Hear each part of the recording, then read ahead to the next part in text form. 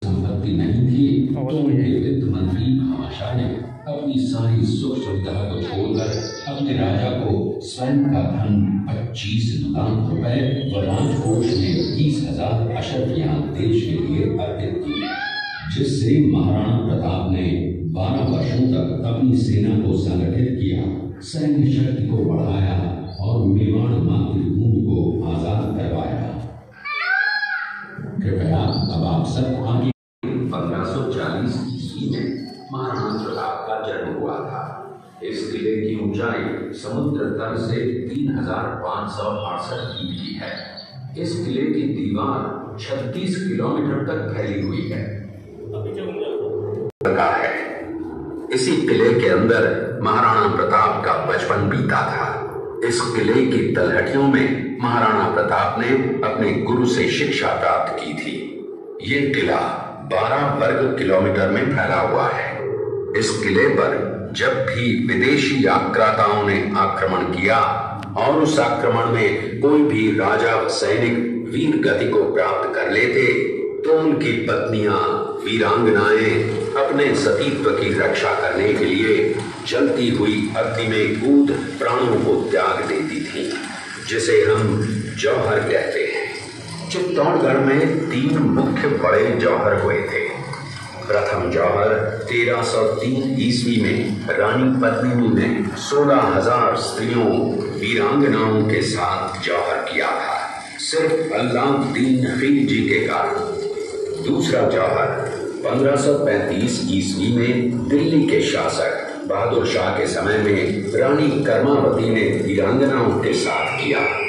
और तीसरा जौहर 1568 ईस्वी में सम्राट अकबर ने चित्तौड़गढ़ पर आक्रमण किया। उसी समय रानी फूलकुमरी ने 7,000 वीरांगनाओं के साथ जौहर किया। फिर भी सम्राट का मन नहीं भरा। अंत में 30,000 आम लोगों का कत्लेआम करवाना, मौत के घाट उतरवाना, ये सम्राट का वास्तविक चेहरा था। इस किले में देखने योग्य विजय स्तंभ है, कीर्ति स्तंभ, मीरा मंदिर, जैन मंदिर, कालिका माता मंदिर, भामाशाह हवेली, कुंभाश्याम मंदिर, फतेह प्रकाश महल हैं। ये किला यहाँ से 140 किलोमीटर दूरी पर है। ये देखते हुए सभी अतिथि आगे की तरफ चले। अब्दुल रहमान खान अजमेर का सूबेदार था। जब वो शेरपुर पहुंचा तब इसका पता कुंवर अमर सिंह को चला, जो महाराणा प्रताप के पुत्र थे। अमर सिंह ने शेरपुर छावनी पर अचानक आक्रमण कर दिया। उस आक्रमण में मुगल सेना में भगदड़ मच गई। मुगल सेना को अपनी छावनियों को छोड़कर भागना पड़ा। छावनियों के अंदर से लूटा हुआ माल व अब्दुल रहीम खान खाना, जिसकी बेगम आनी खान को बंदी बनाकर महाराणा प्रताप के सामने पेश किया गया। तब अमर सिंह पर महाराणा प्रताप क्रोधित हुए और कहा, जहां से इस नारी को बंदी बनाकर लाए हो, इसे पुनः ससम्मान लौटा कराओ। महाराणा प्रताप ने कहा, हमें नारी से कोई दुश्मनी नहीं है, हमें तो देश विद्रोहियों से दुश्मनी है, जिन्होंने चारों तरफ आतंक फैलाया है। लोगों ने चित्तौड़गढ़ का दृश्य देखा। उसी किले के अंदर की ये घटना है। मेवाड़ की एक ऐसी मां थी जिसने अपने पुत्र का बलिदान देकर राजवंश की रक्षा की थी। उस मां का नाम पन्नाधाय था। पन्नाधाय जाति से गुर्जर थी। वो एक राजकुमार की धाई मां थी। दूसरी तरफ हाथ में तलवार लिए खड़ा ये बनवीर सिंह एक दासी पुत्र है। ये कुंवर उदय सिंह की हत्या करके मेवाड़ की राजगद्दी प्राप्त करना चाहता था। एक रात्रि बनवीर सिंह को मौका मिला। वो राजकुमार उदय सिंह के बड़े भाई विक्रमादित्य सिंह की हत्या करके राजमहल की तरफ आगे बढ़ा। इसकी सूचना पन्नाधाय को लग गई। कुछ समय तक पन्नाधाय चिंतित हुई। तभी पन्नाधाय ने अपने पुत्र चंदन को राजसी कपड़े पहनाकर पलंग पर सुला दिया और उदय सिंह को एक टोकरी के अंदर छिपाकर पत्तों से ढक के महल के बाहर निकालकर गुप्त रास्ते से कुंभलगढ़ भेज दिया। बनवीर सिंह जब तलवार लेकर राजकक्ष में आया तो उसने पन्नाधाय से कड़क आवाज में उदय सिंह के लिए पूछा तो पन्नाधाय ने चंदन की तरफ इशारा किया। बनवीर ने चंदन को उदय सिंह समझकर चंदन की हत्या कर दी और ये समझने लगा कि मैंने राजकुंवर उदय सिंह को मार दिया। वही राजकुंवर बड़े होकर राजा बने और अपने नाम का उदयपुर नगर बसाया जो यहाँ से 40 किलोमीटर दूर है, और उन्हीं के पुत्र महाराणा प्रताप हुए जिन्होंने हल्दी घाटी का युद्ध लड़ा, और आज हम लोग उनका इतिहास यहाँ पर देख रहे हैं। ये देखते हुए सभी अतिथि आगे की तरफ चले।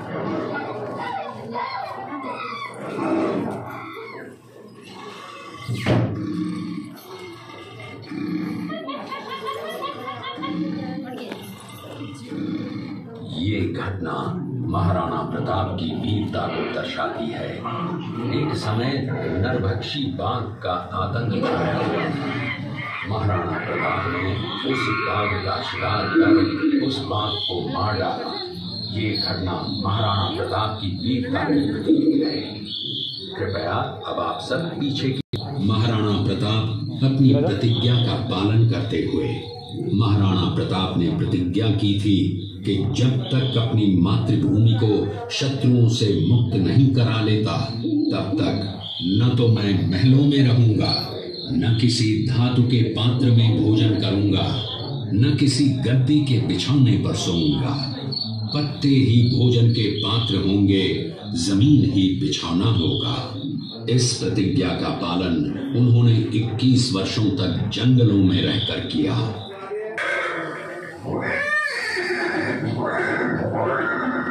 ये दृश्य महाराणा प्रताप और सुविख्यात स्वामी भक्त घोड़े चेतक के अंतिम मिलन का है।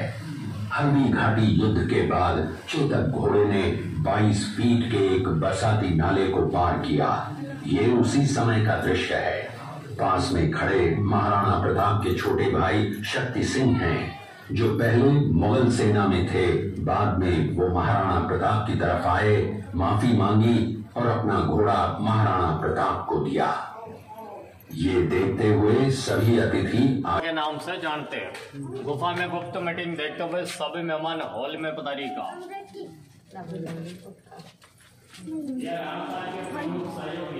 उनके बारे में आइए सभी मेहमान आगे का।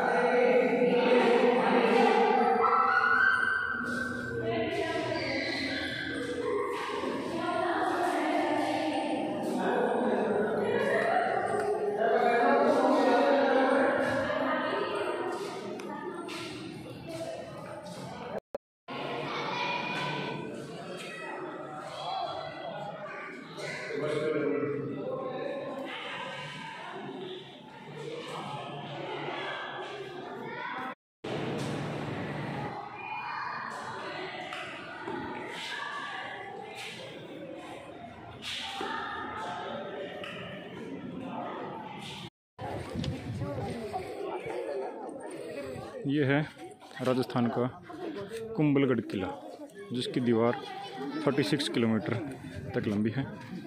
ये नीचे रास्ता जहाँ से हम आए हैं बहुत ऊंचाई पर है।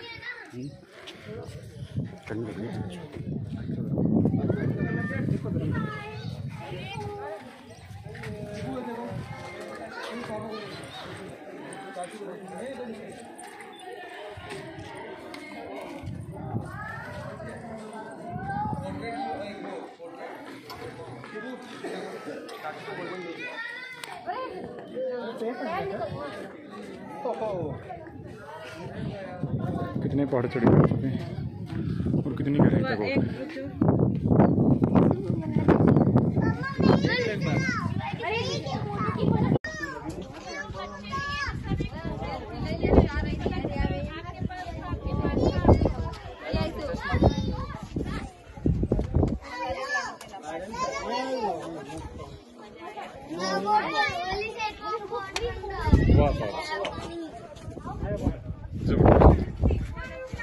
तक ये पहाड़ है जो उनकी चोटियां नीचे रह गई, हम तो इनसे भी ऊपर आ गए।